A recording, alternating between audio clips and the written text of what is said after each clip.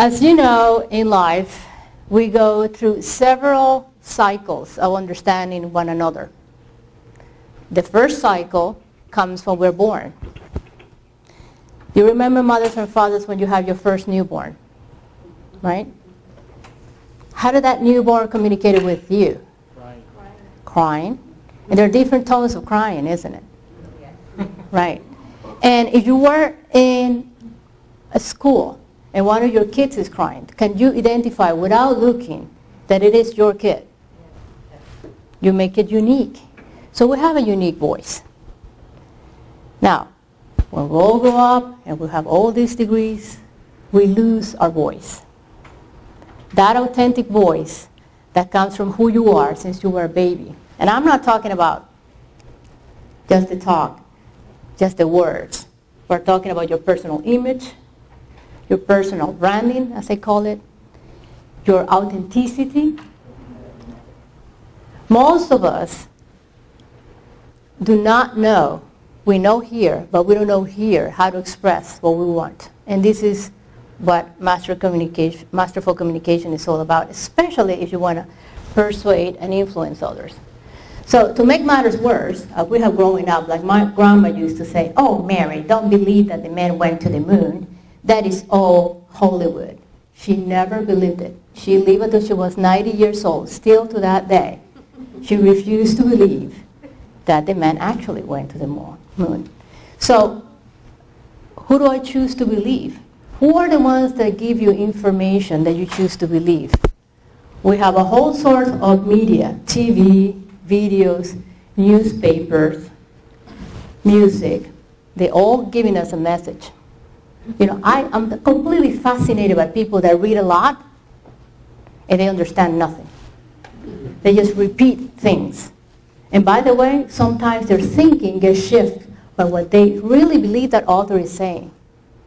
So it's all these filters that we have, not only what we get as information, but what we choose to believe as information as well.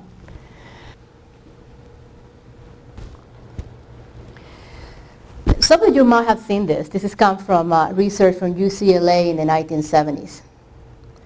The great discovery was the words our own intention of saying and how we draft our message, either written or verbal, it counts only for 70% of the impact of whatever is being said. Your tone of voice accounts for 38%. So guess what that does to you when you're doing texting or emailing or linking or forums? Body language. We live, for the most part, if I understand you correctly, that most of your customers are Hispanics or based in a Latino environment, right? But we're a high-touch culture. When you get to the value system or the person that is on the other side and you want to influence, that's when you're rocking. That's when you're going to be in their space. That's when they're going to understand you. Absolutely. Let's be authentic. Let's be real about our message. You know, I might have written a lot of books that I will tell you which ones they are and recommend it to you. But that doesn't make my speech right. That doesn't make me a perfect, masterful communicator. What makes me and you a masterful communication is be in that space with their value system and be able to express your feelings and emotions as you go to the delivery. There's some people that are experts in their field.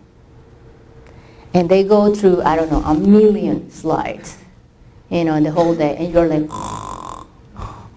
interesting topic, but they lose you. It's not about the topic. It's not about the message. It's not even about the speaker. It's about where is your attention? What is of interest to you? Are you just trying to convey information, or are you trying to influence the other person? My source for this is actually Yale Communication School, which is one of the masterful schools to teach communicators. And by the way, that's when, you know, a lot of the politicians in our countries, masterful communicators, have graduated from Yale. One being John F. Kennedy, masterful communicator. So what's the source? What are the characteristics of that particular person that is delivering the message? The communication part, what aspects of that message is most impactful? Is it all? Most likely not. Some of it is. And remember, combined with body language and tone. The audience, do I know the audience? Like for me, it was quite a challenge because I don't know you, and it's very unfortunate. I know some people in this organization, but I don't know what this organization is all about. And I bet you, if I had spent more time or given the time to understand a little bit more about what you do and how you do it and who's going to be in the audience, this will be a more powerful message to you. It's not about me, it's about you. You know, how to make an impact has a lot to do with doing your homework. Who are you going to be addressing? What is your audience? And finally, just like I'm right now, keep another eye contact. You know, some of you are closing your eyes, some of you are yawning. And I don't take it absolutely personally. You are in your space, whatever space that is. Some people are here because they're interested in the topic. Some people are here because it was pre-breakfast. Some people are here because I don't know what. But it doesn't matter to me, and it should not matter to you unless you're in a crisis and you really want to make an impact fast and easy. Then you need to deliver quick, consider what your audience will be paying attention to, and if they are with you in terms of what the crisis is. OBT model, which is the outcome-based thinking model. And basically, this is kind of the emotions that we go through when we're trying to communicate something in a business environment. One is, you know, if you're the boss, or influencing a manager wants to influence a group, what do I exactly want to get out of this process? So it's all about the outcomes and how I'm going to get there, how I'm going to influence that outcome. What does your audience want? What does the other person want? And this can be one-to-one. It could be a performance appraisal feedback. It can be that you are commanding someone for doing something extraordinarily well. It can be a difficult conversation. You know, sometimes you need to take certain action with some of your employees. They're not performing to the best. So what do I want out of that? What does that person want? Not just what I want from that person, but what do you think, if you know that person well, what do the other person want? And if I don't know, then take a guess. You know, what do you think the other person wants? It's extremely, extremely important if you want to influence others. What do you want? More than the message, what do you want? Because if I know what you want, I can deliver that. You know, how can you check if somebody's with you? Ask the question. Ask them to paraphrase what you just said. Ask them to interpret what you just said. How is that landing on the other place? Now, how often do we do this? Really? In everyday business life. You probably say, are you with me? Do you understand what I'm saying? Do you get me? And the other person says, uh-huh. And then they go and they don't act on it. Why? You have not persuaded them. And it's not because the message was probably not important. They probably have something else and you didn't stop to do a check and balance. The integrity is going to be extremely, extremely important. If you come out as an organization that has high integrity, especially in these times of doubts for us as clients, you know, who am I going to give them money to, and how are you going to manage that, and what's going to be my return? If you're an organization that shows integrity, people will trust you, and you're honest about your transactions, you're clear and transparent, you are going to persuade by that. To be persuasive, you must be believable. To be believable, you must be credible. And to must be credible, you must be truthful. One thing is to persuade us is how do you actually influence to make it happen. You had to have the purpose very clear.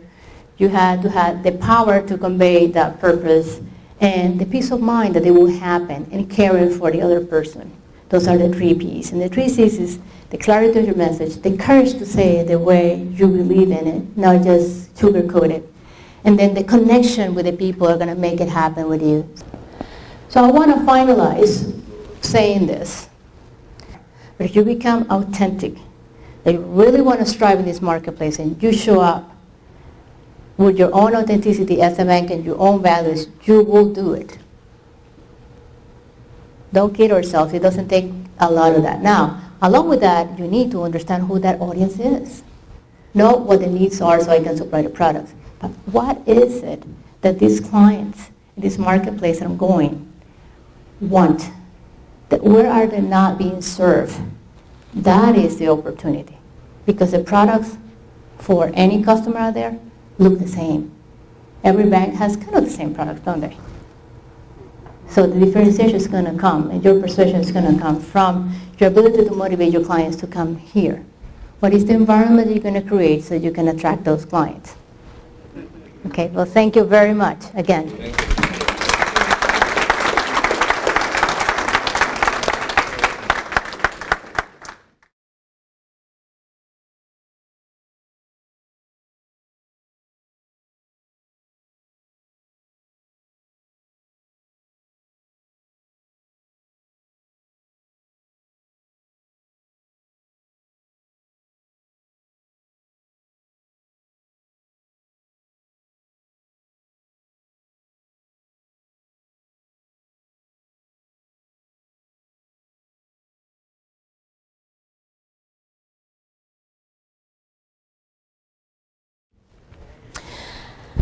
As you know, in life, we go through several cycles of understanding